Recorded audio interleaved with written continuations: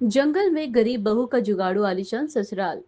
विनोद जी और मधु जी अपने दोनों बेटे समर और प्रेम के साथ चिंता में सोफे पर बैठे हुए हैं। तब उनकी दोनों बहुएं शालिनी और संगीता चाय की ट्रे लेकर उनके पास आती हैं। अरे, आज आप लोग इतनी चिंता में क्यों बैठे हुए हैं? सुबह से किसी ने चाय नाश्ता तक नहीं लिया। लीजिए, चाय पी लीजिए। तुम लोगों को यहाँ पर अपनी चाय नाश्ता की पड़ी है और यहाँ हमारा पूरा बिजनेस ठप होने के कगार पर आ गया है। हाँ, सही कह रहे हैं भैया। हमें नहीं पता था कि चाचा जी हमारे साथ इतना बड़ा धोखा करेंगे और तुम लोगों की गाड़ी यहाँ चाय नाश्ते पर ही अटकी हुई है। अरे, तुम दोनों बहुओं पर क्यों चिल्ला रहे हो? उनकी गलती थोड़ी ना है। जिसकी गलती है उससे तो तुम कुछ कह नहीं पा रहे। माँ, हम भी क्या करें? हमें क्या पता था कि चाचा जी हमारे साथ इतना बड़ा विश्वासघात करेंगे। हो, मेरे ही भाई ने मेरे ही व्यापार में घुन लगा दी। हमें क्या पता था हमारे भरोसे का हमें ये सिला मिलेगा। आखिर विनोद जी और उनके बेटे परेशान क्यों हैं? क्या किया था उनके भाई ने उनके साथ? ये सब जानने के लिए हमें 2 दिन पहले जाना होगा, जब दोपहर में उनके घर की डोरबेल बजी थी। अरे बेटा शालिनी, देखो तो दरवाजे पर कौन है। जी मम्मी जी, अभी देखती हूँ। शालिनी दरवाजा खोलती है और दरवाजे पर वकील साहब खड़े थे। जी, आप कौन और क्या काम है? कौन है शालिनी बेटा? पापा जी, वकील साहब आए हैं। इतना कहकर शालिनी अपनी रसोई में चली जाती है। वकील साहब, हमारे यहाँ आखिर माजरा क्या है? क्या हुआ वकील साहब? हमारे यहाँ कैसे आना हुआ? मिस्टर विनोद, आपकी Agarwal and sons RJ company की आरजे सिमरन ने आपके खिलाफ केस किया है और आपकी कंपनी की डीड मिस्टर किशोर अग्रवाल यानी आपके भाई को ट्रांसफर कर दी गई है। ये रहे papers. How is that possible? पापा, आपने तो केवल चाचा जी को टेम्परेरी पावर ऑफ अटॉर्निटी शेयर की थी, वो भी एक फॉरेन डील के लिए। इतना बड़ा धोखा! चाचा जी और मनीष आखिर ऐसा कैसे कर सकते हैं? वकील साहब सही कह रहे हैं। सिमरन और किशोर ने हमारे साथ धोखा किया है। अब Agarwal and sons RJ company हमारी नहीं रही। हम बर्बाद हो गए।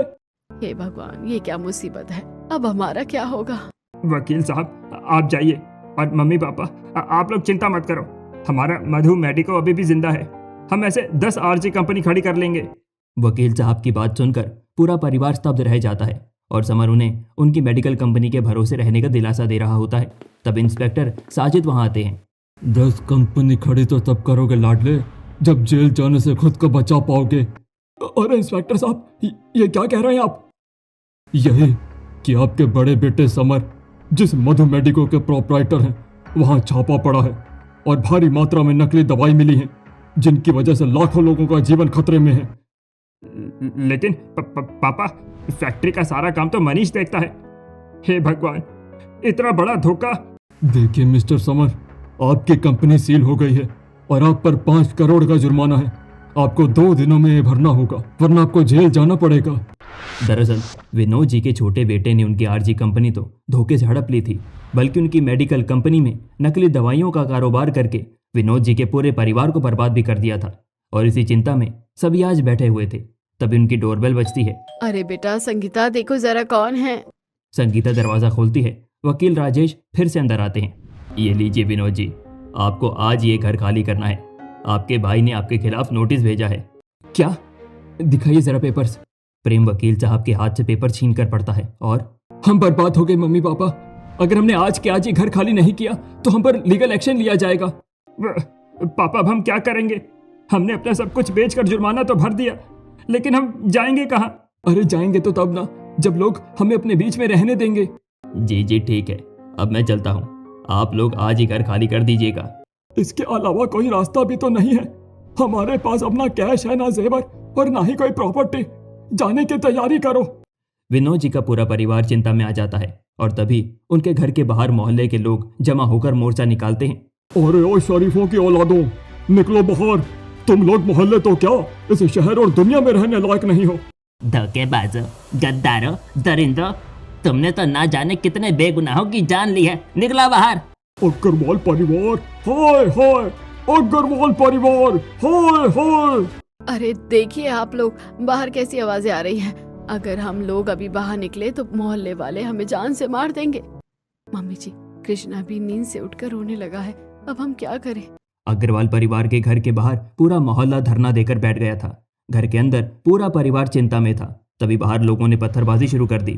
लोग उनके घर पर पत्थर और अंडे फेंक रहे थे, जिससे उनके घर की कई खिड़कियां भी टूट गई थी। बहू, तुम लोग निकलने की तैयारी करो। हमें रात के अंधेरे में यहाँ से निकलना होगा। एक काम करो, थोड़ा बहुत ज़रूरत का सामान बांध लो और थोड़े से कपड़े भी ले लेना। लेकिन हम लोग जाएंगे कहाँ? हमारे पास तो पैसे भी नहीं हैं। ये सब बाद में सोचेंगे, पहले हम यहाँ से निकलने की तैयारी करते हैं। सामान बांध लो, आधी रात को हम यहाँ से निकल जाएंगे। संगीता और शालिनी जल्दी जल्दी सभी के कपड़े और थोड़ा बहुत ज़रूरी सामान बांध लेती हैं और आधी रात के समय पूरा परिवार चुपके से पैदल पैदल घर से निकलकर रेलवे स्टेशन पहुंचता है और ट्रेन में बैठ जाता है। ट्रेन चलने लगती है और रास्ते में टिकट दिखाइए आप लोग। टिकट तो नहीं है हमारे पास। देखने में तो अच्छे घर के दिखते हो, खाली फोकट में ट्रेन में चढ़ गए हो, वो भी पूरी पलटन को लेकर। टिकट खरीदो अभी, वरना जुर्माना देना पड़ेगा। साहब टिकट तो नहीं है, ना ही पैसे हैं। अगर टिकट और जुर्माना नहीं है तो ट्रेन में भी जगह नहीं है, अगले स्टेशन पर उतर जाना। टिकट ना होने की वजह से टीटी विनोद जी के परिवार को अगले स्टेशन पर उतार देता है और पूरा परिवार वहीं बेसहारा सा बैठ जाता है और सभी अरे ओ भिखारियों, ये रेलवे स्टेशन है, तुम्हारा रैन बसेरा नहीं। पता नहीं कहाँ कहाँ से भिखारी आ जाते हैं, भागो यहाँ से। स्टेशन मास्टर अपना डंडा दिखाता है जिससे पूरा परिवार डर कर भागने लगता है और अंधेरी रात में पास के जंगल में घुस जाता है। हम इस शहर में भी नहीं रह सकते, हमारे पास पैसे भी नहीं है, अब हमारा क्या होगा? हे भगवान, 2 बहुए और एक छोटा बच्चा लेकर हम कहाँ जाएंगे? मम्मी जी, पापा जी, आप लोग परेशान क्यों होते हैं? हम लोग इस जंगल को ही अपना घर बनाएंगे। हाँ, भाभी सही कह रही है, हमारा परिवार जहाँ रहेगा वही हमारा आलीशान ससुराल बनेगा। देखिए, सुबह भी होने वाली है। चलिए सभी कोई सुरक्षित जगह ढूंढ लेते हैं, अब जंगल में ही हम अपना ठिकाना बनाएंगे। शालिनी और संगीता की बातें सुनकर परिवार को थोड़ी हिम्मत आती है और पूरा परिवार जंगल के अंदर घुस जाता है और जंगल के बीचों बीच उन्हें बहुत सारे केले, ताड़ और पाम के पेड़ दिखाई देते हैं। अब हम यहीं रहेंगे, ये जगह सबसे सही है। इतने सारे पेड़ों के बीच आखिर हम यहाँ रहेंगे कैसे? आप फिक्र क्यों करते हैं? घर से निकलते वक्त हमने कुछ पुरानी साड़ियाँ रख ली थी, हम उन्हीं से तंबू बनाएंगे। संगीता और शालिनी पेड़ों के चारों तरफ पुरानी साड़ियां बांधकर एक तंबू बनाकर तैयार करती हैं और सभी उसमें अपना सामान रखकर बैठ जाते हैं। ये सब तो ठीक है, लेकिन हम खाएंगे क्या? कल से किसी ने कुछ नहीं खाया है, कृष्णा भी भूखा है। मम्मी जी, हम सभी खाना खाएंगे। हाँ, थोड़ा है, लेकिन अभी पेट तो भर ही जाएगा। लीजिए, 2 पराठे सभी खा लेते हैं। लेकिन तुम लोगों ने ये सब कब और कैसे किया? मधु जी की बात सुनकर शालिनी और संगीता एक दूसरे की तरफ देखते हैं और मुस्कुराती हैं। भाभी, हम अगर रात को घर से जाएंगे तो खाएंगे पिएंगे और रहेंगे कहाँ? हाँ, एक काम करते हैं, कपड़ों के साथ 1-2 दिन का राशन भी रख लेते हैं और कुछ पराठे अचार के साथ बनाकर पैक कर लेते हैं। और मम्मी जी, तभी हमने ये थोड़ा सा राशन और कुछ खाना बनाकर सामान के साथ बांध लिया था। चलो, भगवान का शुक्र है, हमारी जुगाड़ू बहुओं की बदौलत आज हमें खाने को नसीब हो रहा है। सभी लोग मिलकर अचार से पराठे खाते हैं और कुछ देर आराम करते हैं। उसके बाद दोपहर के समय ये सब तो ठीक है, लेकिन ये जो तुम राशन लेकर आई हो, इससे खाना बनाएंगे कैसे? हाँ, आखिर इस जंगल में खाना कैसे बनेगा? बचपन में जब हम अपने गांव में जाते थे तो वहाँ पर मिट्टी का चूल्हा होता था और उसी पर सब खाना बनाते थे। हम यहाँ भी वैसे ही बनाएंगे। हाँ भाभी, यहाँ मिट्टी गोबर नहीं मिलेगा, लेकिन ईंट पत्थर से हम जुगाड़ लगा सकते हैं। ईंट पत्थर हम ढूंढ कर ला देते हैं। चलो भैया। समर और प्रेम दोनों जंगल के अंदर जाकर कुछ ईंटें और पत्थर लेकर आते हैं। ये लो ईंट और पत्थर, अब बताओ इन पर कैसे पकाओगी खाना? इन ईंटों का चूल्हा बनाकर मैं लकड़ियों का इंतजाम करती हूँ। ठीक है भाभी, कुछ सूखे पत्ते और 2 छोटे पत्थर भी लेकर आना। संगीता ईंटों से चूल्हा बनाती है और शालिनी सूखे पत्ते और 2 छोटे पत्थर और कुछ सूखी लकड़ियां लेकर आती है और ईंटों के चूल्हे के बीच में रख देती है। अरे वाह, क्या जुगाड़ है! लेकिन बेटा, आग कैसे जलेगी इसमें? लाओ, वो मैं जला देता हूँ। अपने बचपन में हम लोग 2 पत्थर रगड़कर आग जलाया करते थे। विनोद दोनों पत्थरों को रगड़कर चिंगारी पैदा करते हैं और सूखे पत्तों में आग लगा देते हैं, जिससे चूल्हा जल जाता है। भाभी, ये पत्थर समतल है, इसे चूल्हे पर रखेंगे तो तवे का काम करेगा। हाँ, अच्छी तरकीब है, लेकिन अभी भी पानी की समस्या है। आटा गूंथेंगे कैसे? और रोटी बेलने के लिए चकला बेलन भी चाहिए। भाभी, हमारे चारों तरफ बहुत पानी है। लाओ, आप मुझे वो चाकू दो जो हमने घर से निकलते वक्त सेफ्टी के लिए रखा था। समझ गई, ये लो चाकू, और मैं बर्तन ले लेती हूँ। शालिनी और संगीता चाकू और बर्तन लेकर केले के पेड़ के पास पहुँचती हैं। पता है प्रेम जी, हमने स्कूल में पढ़ा था कि केले के पेड़ के तने में शुद्ध पानी होता है। आज वही पानी हमारे काम आएगा। अरे देखो संगीता, इस पेड़ पर केले का फूल भी है। चलो, आज इसी की सब्जी बनाएंगे।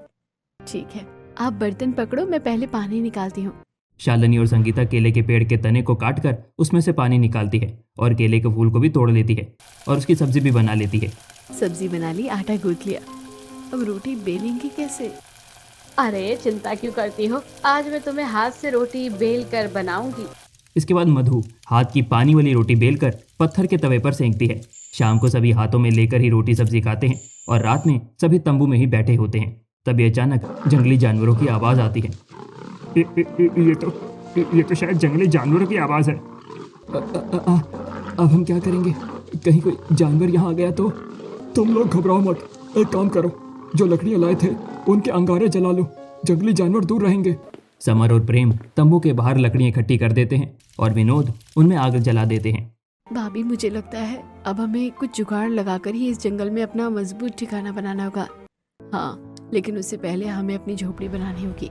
ये तंबू से काम नहीं चलेगा और ऐसे ही जंगल में जमीन में सोना भी खतरे से खाली नहीं है, तो हमें बिस्तरों का इंतजाम भी करना होगा। हाँ भाभी सही कह रही हैं आप, कल सुबह ही कुछ जुगाड़ देखनी पड़ेगी। उस रात पूरा परिवार बैठकर गुजार देता है और अगले दिन सुबह सूरज की किरणें पेड़ के बीच से तंबू पर पड़ती हैं। पक्षियों की आवाज से पूरा परिवार जाग जाता है। उठिए सब लोग, सुबह हो गई है। आज हमें इस जंगल में अपना आलीशान ससुराल बनाना है। आलीशान घर, और यहाँ इस जंगल में? हाँ, अब हम तंबू में नहीं रहेंगे, हमें अपना पक्का ठिकाना बनाना होगा। लेकिन बेटा बनाओगी कैसे? जुगाड़ से मम्मी जी, जुगाड़ से। शालिनी आसपास बड़े पेड़ों को ध्यान से देखती है। देखिए ये कितने सारे ताड़ के पेड़ एक लाइन में हैं। इन पेड़ों के बीच दीवार हम पेड़ों की टहनियों और सूखी लकड़ियों से बना सकते हैं। ठीक है, वो हम लेकर आते हैं, लेकिन इस दीवार को जोड़ेंगे कैसे? पेड़ों की बेलों से। हम पेड़ों और टहनियों को बेलों से बांध देंगे जिससे मजबूत हो जाएगी। संगीता तुम प्रेम के साथ टहनियों और लकड़ियाँ लाओ। समर और प्रेम सूखी लकड़ियां और बेलें लाते हैं। शालिनी और संगीता बेलों से उन्हें बांधना शुरू करती हैं। भाभी ये बेल तो रस्सी से भी मजबूत है। हमारी प्रकृति में हर एक चीज वरदान है, बस इस्तेमाल करना आना चाहिए। अरे वाह, दीवार तो सच में खड़ी हो गई है। मेरी जुगाड़ू बहू ने जंगल में झोपड़ी बना ली। आज समझ आया, घर दिमाग से बनता है, पैसे से नहीं। उस दिन सभी मिलकर काम करते हैं। पेड़ों के टुकड़ों से पेड़ों के बीच दीवार खड़ी करते हैं और उन्हें बेलों से बांधते हैं। बाकी सब तो ठीक है, लेकिन अब छत के लिए क्या करेंगे? उसका भी जुगाड़ है पापा जी। संगीता वो पाम की बड़ी पत्तियां लाओ और जो हमने सुबह काटी थी उन्हें हम बेलों में बांधकर छत पर बिछा देंगे। हाँ भाभी, और भाभी अगर लताई मिल जाती तो उनसे हम पर्दे जैसा बना लेते। अरे उसमें कौन सी रॉकेट साइंस है, लटाई मैं अभी ढूंढता हूँ। प्रेम समर के साथ कुछ हरी मोटी लटाएं ढूंढ कर लाता है। उसके बाद सभी मिलकर पाम की पत्तियों से छत बनाते हैं और हरी लटाओं से पर्दे लटकाते हैं और कुछ घंटों बाद पेड़ों के बीच सुंदर झोंपड़ी बनकर तैयार हो जाती है। मम्मा ये हमारा नया घर है। हाँ बेटा, ये हमारा जंगल में आलीशान ससुराल है। लेकिन मम्मा मेरे पहलों के नीचे तो कांटे चुभले हैं, ये कितना खुलदुला है। भाभी जब हमने जंगल में अपना आलीशान ससुराल बना ही लिया है तो क्यों ना जमीन में बिछाने के लिए भी कुछ सोचे। क्यों ना जमीन में हम ये घास बिछा देते हैं, इससे हमारा कारपेट बन जाएगा। अरे हाँ, शहर में हमारे घर में भी तो बालकनी में ऐसा ही कारपेट था, नकली घास का। तो अब हम जंगल में अपने जुगाड़ू ससुराल में असली घास का कारपेट बनाएंगे। चलो प्रेम, हम दोनों घास का जुगाड़ करते हैं। और तब तक हम अपनी झोपड़ी के अंदर जमीन पर सूखे पत्ते फैला देते हैं ताकि घास अच्छे से सेट हो जाए। शालिनी और संगीता दोनों मिलकर सूखे पत्तों का बेस बनाकर घास को पत्तों पर बिछा देते हैं और शाम होते होते उनका कारपेट भी तैयार हो जाता है। लेकिन तब तक सभी थक जाते हैं। अब तो भूख लगी है और राशन देखो बस एक टाइम का बचा है। आज का बनाते हैं, कल सुबह देखेंगे। रात में सभी आखिरी राशन से खाना बनाते हैं और खाकर घास के कारपेट पर अपनी झोंपड़ी में सो जाते हैं। और अगली सुबह, मम्मा मुझे भूख लगी है। अब तो खाना खत्म हो गया है, अब क्या करें? हम बाहर शहर में जाते हैं और कुछ ढूंढते हैं। लेकिन किसी ने हमें पहचान लिया तो? ये लो, दोनों अपने मुंह पर कपड़ा बांध लो। हाँ, ये सही रहेगा। चलो भैया, जंगल से निकलकर कुछ देखते हैं। समर और प्रेम मुंह ढककर जंगल से बाहर निकलते हैं और एक मंदिर पहुंचते हैं। वहां भंडारा चल रहा था।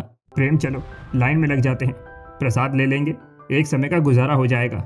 हाँ, थोड़ा ज़्यादा मांग लेंगे ताकि पेट भर जाए। भैया हमें थोड़ी पूरी और मिलेगी? मुझे भी थोड़ी सब्जी पूरी ज़्यादा दे दो। अरे ओ भाई साहब, ये प्रसाद है, पेट भरने के लिए नहीं है। गरीब फटोली कहीं के यहाँ आ जाते हैं फ्री का खाने, भागो यहाँ से। पुजारी समर और प्रेम को भगा देता है। दोनों थोड़ा ही प्रसाद लेकर वापस आते हैं और शालिनी को देते हैं। ये लो शालिनी, इतना ही मिला है। बस इतना ही? इससे गुजारा कैसे करेंगे? कृष्णा भी भूखा है और मम्मी पापा जी को भी खाना खिलाना है। भाभी क्यों ना हम खुद पैसे कमाएं, जंगल की चीजों से कुछ अच्छा सा बनाकर। अपने चारों तरफ देखिए, भाभी यहाँ केले के पेड़ हैं, इसके अलावा नारियल, पाम, चीड़, ताड़ और चंदन के पेड़ भी है। हाँ, हम इनसे बहुत कुछ बनवा सकते हैं। अब क्या करने वाली हो तुम दोनों? मम्मी जी, हम पाम के पेड़ के हाथों से बने पंखे बना सकते हैं। चंदन की पेड़ की छाल को काटकर उससे चंदन की स्टिक बना सकते हैं। और तो और नारियल के खोपड़े से कुछ बर्तन और केलों के पत्तों से पत्तल बना सकते हैं। हम गमछा बांधकर, मुंह ढककर इन्हें जंगल के बाहर गांव में सड़क पर बैठकर बेचेंगे। हाँ, आप दोनों ये सब बनाओ, हम दोनों भी आपकी मदद करेंगे। संगीता और शालिनी अलग अलग पेड़ों से पत्ते तोड़ती हैं। चीड़ के पेड़ को काटकर वो गोंद निकालती हैं और नारियल के खोपड़े से अलग अलग तरह के कटोरे और बर्तन, कप बनाती हैं। समर और प्रेम उन्हें बेचने जाते हैं और कुछ पैसे कमाते हैं। आज तो थोड़ा पैसा मिल ही गया, चलो इससे राशन लेकर चलते हैं। हाँ भैया, और कबाड़ी से कुछ औजार देखते हैं। पत्थरों के औजार से पेड़ और लकड़ियाँ काटना काफी मुश्किल है। हाँ ठीक है, एक आरी और कुछ कील खरीद लेंगे, बाकी हम लोग खुद अपने हाथों से लकड़ियों के औजार बनाएंगे। काम करते हैं, आज राशन के साथ में एक माचिस भी खरीद लेते हैं। प्रेम और समर मुंह पर गमछा बांधे हुए पंसारी की दुकान पर जाते हैं और पंसारी की दुकान से आटा, तेल, नमक, माचिस खरीद कर कबाड़ी के पास जाते हैं। अरे कबाड़ी वाले भैया, आपके कबाड़ में कुछ पुराने औजार मिलेंगे क्या? नहीं नहीं भैया, बस कुछ पुराने ब्लेड पड़े हैं, चाहे तो वो ले जाओ। ठीक है, हमें ये ब्लेड दे दो। बताओ कितने पैसे लगेंगे? अरे भैया, यह तो मेरे लिए बिल्कुल बेकार है, फ्री में ले जाओ, मुझे उसके पैसे नहीं चाहिए। कबाड़ी वाला फ्री में प्रेम और समर को ब्लेड दे देता है। दोनों सारा सामान लेकर वापस जंगल में आते हैं। अरे वाह, तुम्हारी जुगाड़ तो काम कर गई। तुम्हारा बनाया हुआ सामान लोगों को पसंद आया। लाइए, आप लोग राशन का सामान दीजिए, पहले हम लोग खाना खा लेते, उसके बाद अपने इस जुगाड़ू ससुराल को आलीशान भी बनाना है। क्यों ना सबसे पहले हम कृष्णा के लिए इस जंगल में एक झूला बनकर तैयार कर लें। अरे वाह, कितना अच्छा आइडिया है। चलो ऐसा ही करते हैं। कल सुबह सबसे पहले हम कृष्णा के लिए एक बढ़िया सा झूला बनाएंगे। उस रात संगीता और शालिनी मधु की मदद से सभी के लिए खाना बनाती है। सभी लोग खाना खाकर अपनी झोंपड़ी में सो जाते हैं, लेकिन जमीन पे मच्छर और चींटियां उन्हें परेशान करती हैं। और अगले दिन सुबह, कल रात को तो चींटी और मच्छरों ने बड़ा परेशान किया। हाँ, कृष्णा की पीठ पर कितने सारे निशान बन गए हैं। जमीन में सोना इस जंगल में इतना भी आसान नहीं है, तो क्यों ना हम अपने लिए एक बेड का इंतजाम कर ले। लेकिन इस जंगल में हम बेड कहाँ से लेंगे? हमारे पास इतने पैसे नहीं हैं। अरे खरीद कर नहीं लेंगे, हम अपनी जुगाड़ से बनाएंगे। जुगाड़ से तो तुम लोग पलंग ही बना लोगे, लेकिन कैसे? ये देखिए, हमने कुछ दोने, पत्तल और नारियल के खोपड़े के बर्तन और पंखे बनाकर तैयार किए हैं। आप लोग इन्हें बेच कर आइए, तब तक हम इन लकड़ियों के कुछ औजार बनाते हैं। इसके बाद समर और प्रेम बाजार जाते हैं और संगीता और शालिनी मिलकर पेड़ों की लकड़ियों से आरी और हथौड़ा बनाकर तैयार करती हैं। दोपहर में, मम्मा मुझको यहाँ पर नहीं रहना, यहाँ खेलने के लिए भी एक भी टॉय नहीं है। बेटा, मम्मा भी जुगाड़ से तेरा झूला बनाती है। शालिनी की बात सुनकर संगीता जंगल से मजबूत लटाएं और 2 मोटी टहनियां ढूंढकर लेकर आती हैं। देखो, हम इन 2 पेड़ों के बीच ही टहनियां बांध देंगे, फिर लताओं से जाल बुनकर सीट बना देंगे। हाँ, लताओं को क्रॉस करके बुनेंगे, जैसे गांव में चरपाई बनाते हैं। शालिनी और संगीता लटाओं को आपस में गूंथकर मजबूत जाल बनाती हैं, फिर उसे टहनियों से बांधती हैं। ऊपर से 2 लंबी लटाएं लटकाकर झूले को पेड़ों से टांगती हैं। फाइनली हमारे कृष्णा का झूला बनकर तैयार हो गया है। वाह मम्मी, ये तो बहुत ही प्यारा है। हाँ बेटा, अब तुम इस झूले पर झूलो। कृष्णा अब उनके बनाए झूले पर झूलता है। अब डबल बेड बनाते हैं, रात को सोने के लिए चाहिए। कल सभी काफी ज्यादा परेशान हुए थे। हाँ भाभी, क्या हम बेड भी जुगाड़ से बनाएंगे? हाँ संगीता, इन पेड़ों के तनों से फ्रेम बनाकर उनके कॉर्नर में छेद करेंगे, फिर इनको बेलों में बांधेंगे। दोनों आपस में जुगाड़ से डबल बेड बनाने की तैयारी कर रही होती हैं। तभी प्रेम और समर भी वापस आ जाते हैं। उनकी बात सुनकर, मैं भैया के साथ लकड़ियां काट कर लाता हूँ। और हम बेल की कटाई करते हैं और तब तक पहले मच्छरदानी बनाते हैं। अब प्रेम और समर पेड़ों के बड़े बड़े तने लुढ़काते हुए लाते हैं और शालिनी उनके चारों तरफ बेल बांधकर फ्रेम बनाती है और चारों तनों से 4 मजबूत खंबे लगाकर ढांचा तैयार करती है। चलो, हमारा फ्रेम तो बन गया है। अब हम इसके ऊपर लताओं से पर्दे हटाएंगे, मच्छरदानी जैसे, ताकि मच्छर ना आए। संगीता और शालिनी लताओं को गूंथकर पर्दे बनाते हैं, बेड पर लटकाते हैं। ये तो राजघराने का बेड लग रहा है। दोनों बहुओं ने मिलकर जंगल में अपने बेड को तैयार कर लिया। बेड तो बन गया हमारा, लेकिन बिछाने के लिए कुछ नहीं है। तो चलो अब गद्दा बनाते हैं सूखे पत्तों के जूट से। हाँ, हम पाम और चीड़ की पत्तियों से बेस बनाएंगे, फिर बैठ के गद्दे की जगह जूट की तरह बेले इस्तेमाल करेंगे, पत्तों को भरकर उसे सॉफ्ट बना देंगे। अरे भाई, ये तो बहुत अच्छा आइडिया है। इसके बाद शालिनी और संगीता समर और प्रेम के साथ मिलकर सूखे पत्ते इकट्ठा करते हैं, बेलों से थैला जैसा बनाकर भरते हैं, ऊपर केले के बड़े पत्ते बिछाकर चादर बनाते हैं।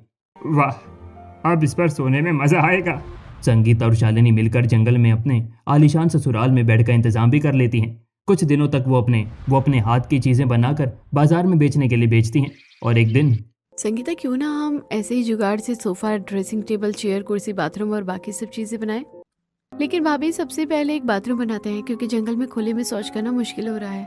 चलो ठीक है, आज सबसे पहले हम बाथरूम बनाएंगे।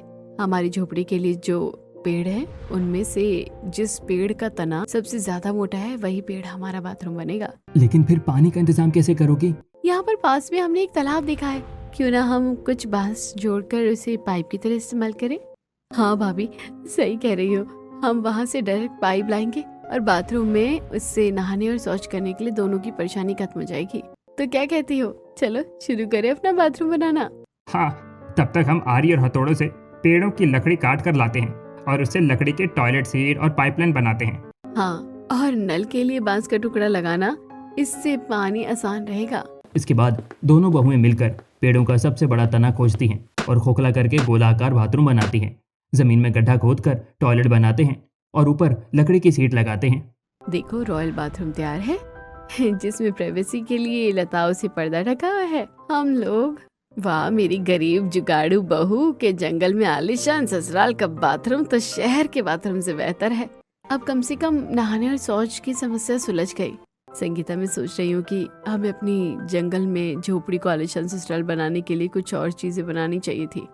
जैसे कि सोफा, एक रसोई, तैयार होने के लिए ड्रेसिंग टेबल और खाना खाने के लिए डाइनिंग टेबल, आराम करने के लिए कुछ मूविंग चेयर। क्या हम सब ये बना सकते हैं? हाँ, हम सबसे पहले सोफा बनाएंगे। वो कैसे?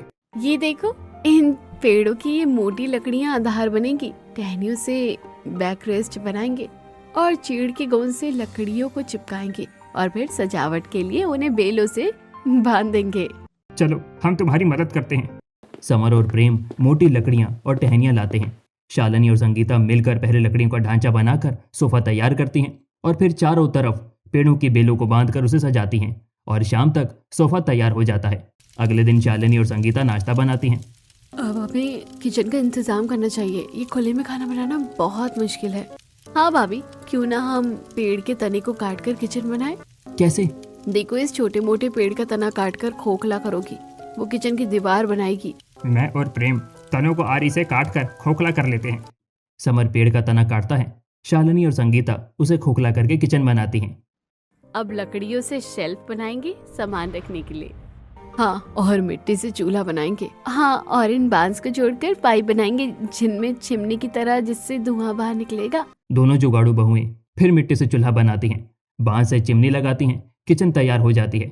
इसके बाद दोनों दोपहर में वो पत्तों से डोने बनाती हैं। समर और प्रेम उन्हें बाजार बेचने जाते हैं। शाम को लौटते हैं, दिन गुजरते हैं। एक दिन, भाभी, अपना चेहरा देखिए, कितने दिन हो गए हैं, तो क्यों ना हम ड्रेसिंग टेबल बनाएं? वो कैसे? अरे, जैसे बाकी का सारा फर्नीचर बनाया है, हम लकड़ियों से फ्रेम बनाएंगे और अब हमें नक्काशी करनी तो आ ही गई है। हाँ, और सजावट के लिए सूखी हुई बेलें बांधेंगे। आखिरकार मेरी जुगाड़ू बहुओं ने जंगल में अपना आलीशान ससुराल बना ही लिया। अभी कहाँ मम्मी जी, अभी तो बहुत कुछ बाकी है। चलो आज ड्रेसिंग टेबल बनाते हैं। इसके बाद संगीता और शालिनी पेड़ में लकड़ियां जोड़कर फ्रेम बनाती हैं, ड्रॉवर लगाती हैं।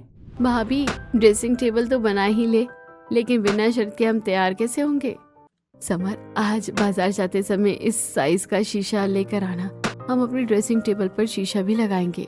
ठीक है। समर और प्रेम बाजार जाते हैं, सामान बेचकर पैसे कमाते हैं और शीशा लेकर लौटते हैं। लो, शीशा आ गया। अब आएगा असली मजा, हमारी ड्रेसिंग टेबल सुंदर बनेगी। दोनों मिलकर वो शीशा फ्रेम में लगाती हैं। ड्रेसिंग टेबल तैयार हो जाती है और उसमें अपना फेस देख रही होती हैं। लेकिन उसी समय जंगल में विजिट करने कुछ विदेशी टूरिस्ट आते हैं और गरीब बहुओं की जुगाड़ू झोंपड़ी देखते हैं। वाह, this is amazing, a luxurious home in the jungle. Yes, we made everything ourselves using tricks. From trees, wine and natural things. Can you make such things for us? Like sofas, dining tables, dressing tables? वो विदेशी tourist जुगाड़ू बहू का आलीशान ससुराल देखकर काफी खुश होते हैं और उनके बनाए हुए सामान की तारीफ करके उन्हें खरीदने की बात करते हैं, जिसे सुनकर पूरा परिवार आपस में डिस्कशन करता है।